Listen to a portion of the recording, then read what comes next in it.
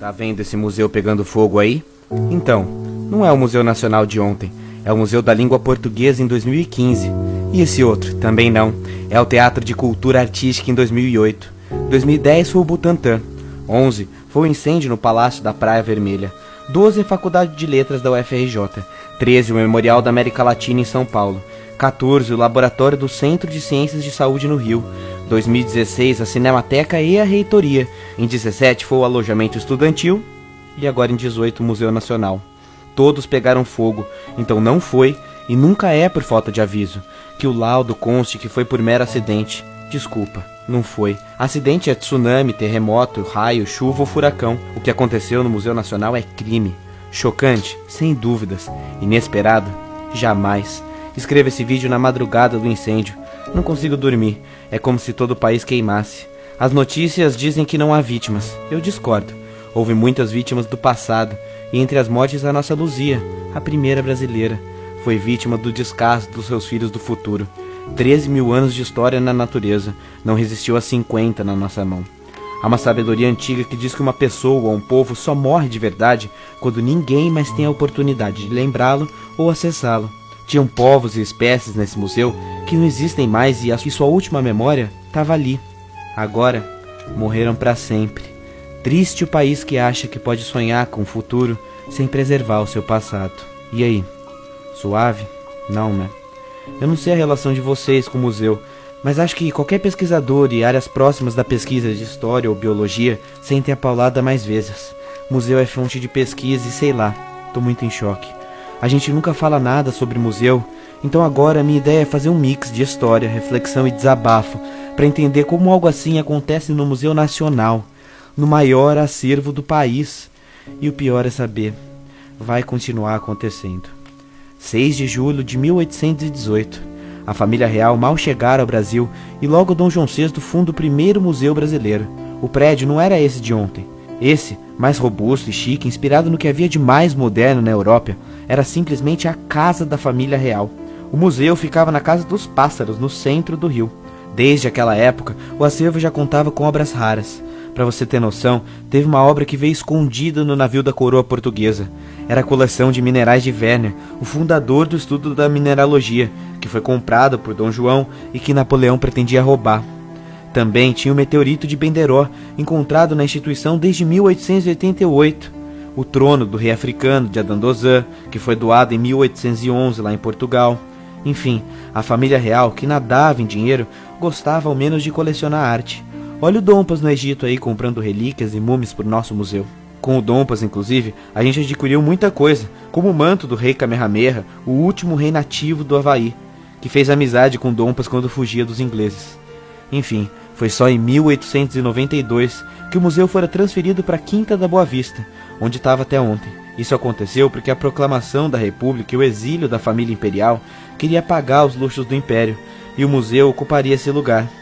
E agora ele passava a se chamar Museu Nacional. Tá vendo como até no nome do museu tá cheio de marca da nossa história? Pesado e tudo queimado. No início da década de 20 e 30, o museu passa a ser entendido como símbolo do progresso da nação. E a pesquisa começa a ganhar espaço na Quinta da Boa Vista.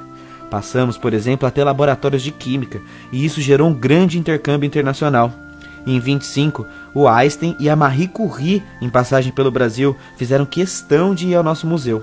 O local era sempre muito frequentado, obviamente, pelas elites, mas sempre referência da cultura nacional. Depois, nasceu a ideia de que o museu era uma instituição voltada para o povo. Entre 37 e 55, durante a administração da antropóloga Heloísa Alberto Torres, segue-se as ideias do governo Vargas, que buscou, de certa forma, investir na ciência nacional. Em 46, o museu passa a ser administrado pela UFRJ. Em 50, o último presidente do Brasil visita o museu. E sim, é isso mesmo que você ouviu. O último presidente a visitar o museu foi JK. E na ocasião, inclusive, ele parecia profetizar o futuro sombrio que vinha pela frente. Dizia ele que se o Brasil soubesse a grandeza e a riqueza do museu, não deixaria ele chegar nesse estado. Daí pra frente foi só resistência. Entre as indas e vindas o museu continua, e hoje rolava até força de vaquinha online. Mas são os trabalhadores apaixonados, os pesquisadores fervorosos, os restauradores guerreiros é que, independente da gestão pública, mantinha o museu. Até ontem, o acervo era composto por cerca de 20 milhões de itens e resistia, sendo o maior e mais importante acervo indígena e uma das maiores bibliotecas de antropologia do nosso continente. Tinha departamento de paleontologia, geologia, antropologia, biologia, 400 alunos de mestrado, doutorado, acabou. Tudo. E não é derrotismo não. Objeto de pesquisa queimado não tem backup, não tem saída, não tem dinheiro que pague milhares de anos de uma múmia egípcia. Muitos talvez não entendam a dimensão do que é perder um museu e podem imaginar que isso é só velharia. Mas sabe por que pensam nisso? Porque nós não frequentamos museus. Museu tem muito mais do que isso. E engana-se quem acha que é perder o passado. Pense, por exemplo, numa espécie de animal rara, batizada e depositada nesse museu há 100 anos. A referência fica ali para sempre, para os povos do futuro estudarem. O museu, então, é o mais próximo do que podemos ter de uma viagem no tempo, para o passado e para o futuro. Imagina a própria Luzia. Perdemos não só o passado de 13 mil anos dela, mas todas as descobertas que o futuro poderia fazer sobre a Luzia e sobre nós. Entende o tamanho do dano incalculável e infinito que estamos passando? É passado, presente e futuro contaminados. Inclusive, vamos falar de presente. Que estado é que estava o museu? De competência do governo federal, o Museu Nacional, como até o Louvre, é público, e guardar patrimônio é estratégia nacional. Aliás, isso não é nem luxo, é lei. A Lei 11.904, que versa sobre o Estatuto dos Museus, onde a palavra preservação aparece 8 vezes. Na prática, porém, isso é bem longe da realidade. Sobre as verbas, a instituição vinha sofrendo cortes orçamentários há pelo menos 3 anos. Desde 2014, a verba de 520 mil anuais não chegava completa nunca. Sim, 520 mil, não 5 milhões ou 520 milhões. A verba anual para manter todo esse patrimônio era de 500 mil. Como comparação, olha o custo do ministro do STF por mês. Não é de embrulhar o estômago e se revoltar? No apartamento do Gedel, o político dos 51 milhões dava para manter o Museu Nacional por quase 100 anos. Depois, entra a burocracia. A documentação exigida é importante. Um prédio tombado cataloga itens raros e por isso demora. Porém, essa demora estava levando meses ou às vezes até anos para sair, e o feitiço vira contra o feiticeiro. As normas nacionais de combate ao incêndio em museu são dos anos 70 e 80, e sem contar a possível corrupção gerada pelas empresas de vistoria. Mas eu nem vou falar disso hoje. Bem, às vésperas da festa de 200 anos do museu, 10 das 30 salas estavam fechadas, e menos de 1% estava exposto. Até a Luzia estava na gaveta. Em janeiro, o museu chegou a ficar fechado por 10 dias, e após uma greve de funcionários, não faltou reportagem denunciando a calamidade pública que estava rolando. Ontem, inclusive, teve marcha pela ciência e pela preservação do museu lá na frente. Mas não deu tempo e ninguém quis ver. Aparentemente precisa pegar fogo literalmente pra gente acordar pro que tá acontecendo e dar valor. E sabe o que tá escrito pro roteiro dos próximos dias, né? Vai aparecer algum especialista, vai culpar alguém ou talvez nem isso. Os governos vão continuar agindo com total descaso ao patrimônio público. As paredes de outros museus vão continuar caindo. E os políticos, sabe o que eles vão prometer? Reconstrução. Oportunidade de licitação desviada. Como se dinheiro trouxesse de volta 10 mil anos de história. É revoltante, manter serenidade nesse vídeo tá difícil. Enfim, nada mais simbólico para o momento que vive a ciência no país do que a primeira instituição científica pegando fogo. É a falência total do Brasil, mas não só a falência econômica, é a falência cultural, ética. Porque ok, é bem verdade que a grande culpa é do poder público. Mas me fala uma coisa, e você? E eu? Qual foi a nossa última vez no museu? O Museu Nacional, por exemplo, custava 8 golpinhos para entrar e tá cheio de museu gratuito por aí. Qual foi a última vez que lhe passou na cabeça conhecer a história ao invés de sair para qualquer outro rolê? Museu é visto como luxo, exótico, e não é para ser.